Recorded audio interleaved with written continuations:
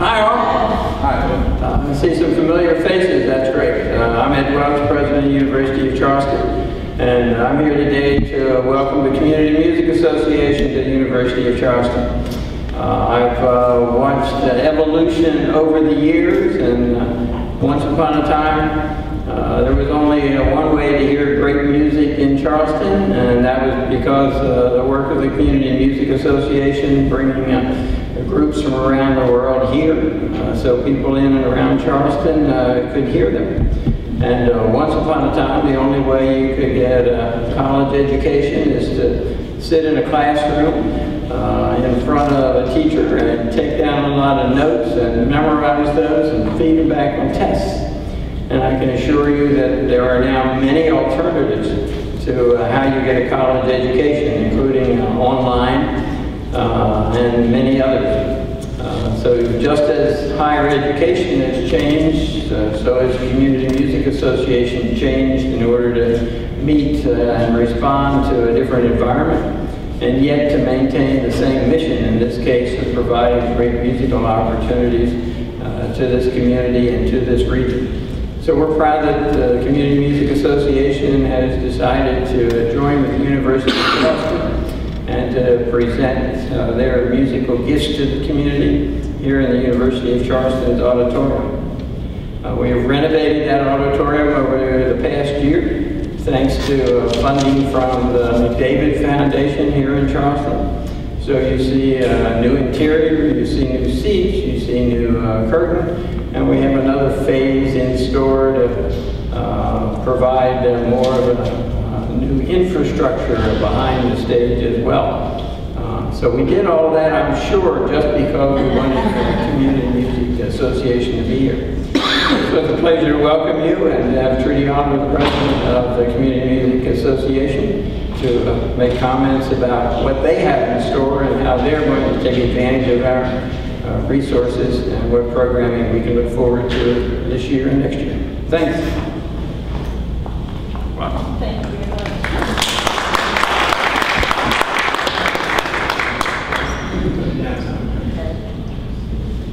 All right, is this good? Thank you. Well, new is the word of the day for Community Music Association. We have a new season, a new venue, new board members, a new logo, a new website, and a new Facebook page. The Board of Directors is excited to present 5 spectacular concerts for our 2012-2013 season, which runs September 30th through April 14th. 2 of our events occur on appropriately timed holidays, and another is a perfect tie-in to a special date in West Virginia's history.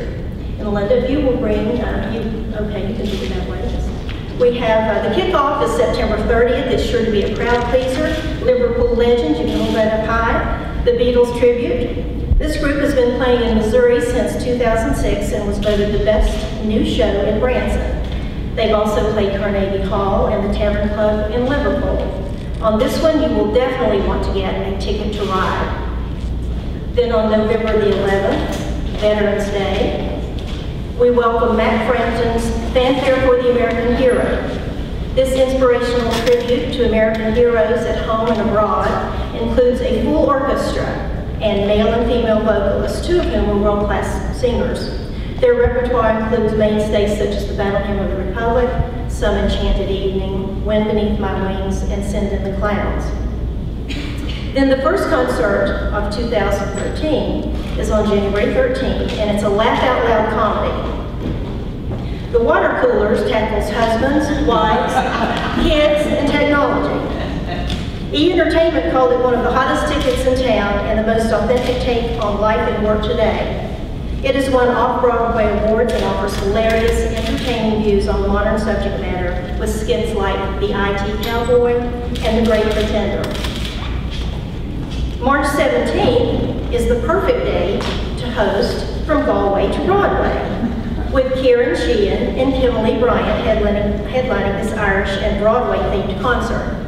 Sheehan first gained attention from his role in Les Miserables, then as Raoul in Phantom of the Opera. He was cast later as the title role as Phantom, which he performed over 1,000 times on Broadway. And Kimberly Bryant is a former Miss South Carolina. She sang the role of Christine on Broadway in Switzerland and in Toronto and on a U.S. tour. They are accompanied by a pianist and Irish strings, and they have been listed as the #1 national touring company. So we have a mixture of timeless Irish classics and familiar Broadway showstoppers, and it promises to be a memorable and exhilarating way to celebrate St. Patrick's Day. Rounding out the season on April 14th is Saxton's Queen Band, History You Can Hear, with music of the Civil War in a two-part program. The first part is performed in uniforms of blue and gray when a day in the life of a soldier from bugle call to day's end is portrayed. Part 2 is a grand concert in dress uniforms, with West Virginia celebrating its sesquicentennial just 2 months after the concert. What better tribute than the spirited patriotic salute to the only state born in the Civil War? Thank you, Linda. The board is very excited about these artists, and really we could just hardly wait to get the word out to the public. We've been bursting at the seams to tell everybody about this program. The board feels that these 5 concerts will stir a lot of interest and encourage those who may not have ever attended one of our concerts to do so. So we're inviting people throughout the state to put one or more of these dates on your calendar and treat themselves to an afternoon of unparalleled music entertainment. And speaking of the board, we have 4 new brand new board members who've already contributed a lot to the association since they took office just a few months ago in May. W.I. Bill Harrison, who isn't here this morning, is a music aficionado and pastor of Winchester Presbyterian Church in Kanawha City, and I attended his church yesterday. Kate Gibson, who is with us today in the back row, is an attorney with Spillman, Thomas & Battle, a former Virginian from Richmond, and she's come here to live and work in Charleston. Linda Smith, who was up here just a moment ago, is a member of the executive board, and she is serving as secretary and is a former office manager for West Virginia Primary Care Association. And Pat Schillings is with us also, a retired Kanawha County school teacher of 35 years and an alumna of the University of Charleston. I think she's our only board member who is. Now, about our logo. For the past 79 years, Community Music's all-volunteer workforce has enabled thousands of people to experience world-class entertainment at affordable prices. But because we have become a part of the fabric of this community, blending in and becoming a part of the weave of this community, our strength as one of the foundations of the arts community has also served to make us less visible, as the footings of the foundation are. So the board has decided to fashion a new symbol to hereinafter and forever be associated with the Community Music Association, and it's unveiled today, our new regal red and royal purple Music Note in Bars logo.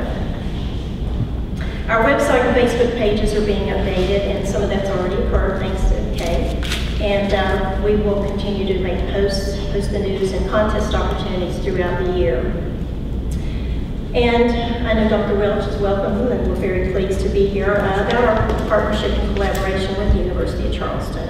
Of course, with the new, we're moving to a different location, which is here for our concert performances for the first time in 79 years. The Municipal Auditorium was built for Community Music Association. I'm not sure a lot of people know that, but it has been the home of incomparable and extraordinary programs throughout the decades. Since 1933, the venerable stage of the Municipal Auditorium has showcased the highest levels of performing arts to a loyal and appreciative audience. You know, when you think of people like Luciano Pavarotti, who was here in 1976, the night of the national election, Marvin Hamlish just here a few years ago, the Paris Opera Ballet and the New York Philharmonic. All the great artists of the world have been here, or most of them, many of them. We're thankful to have this magnificent venue for our use.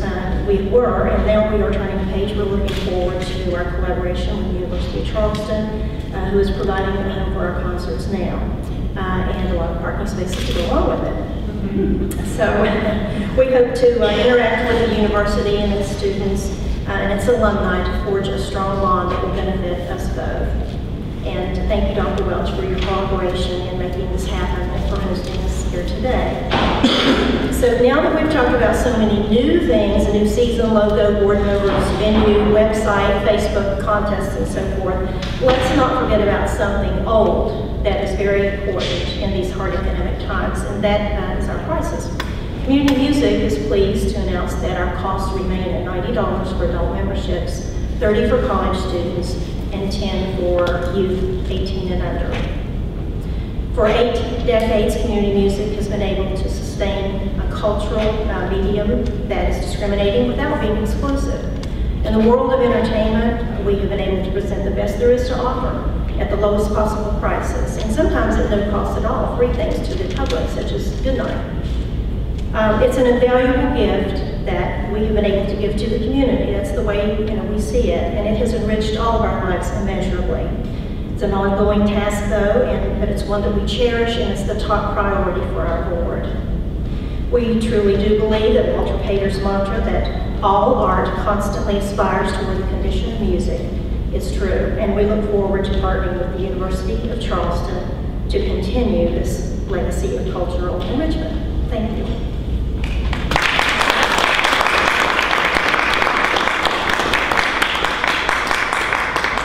Are there any questions? Thank you.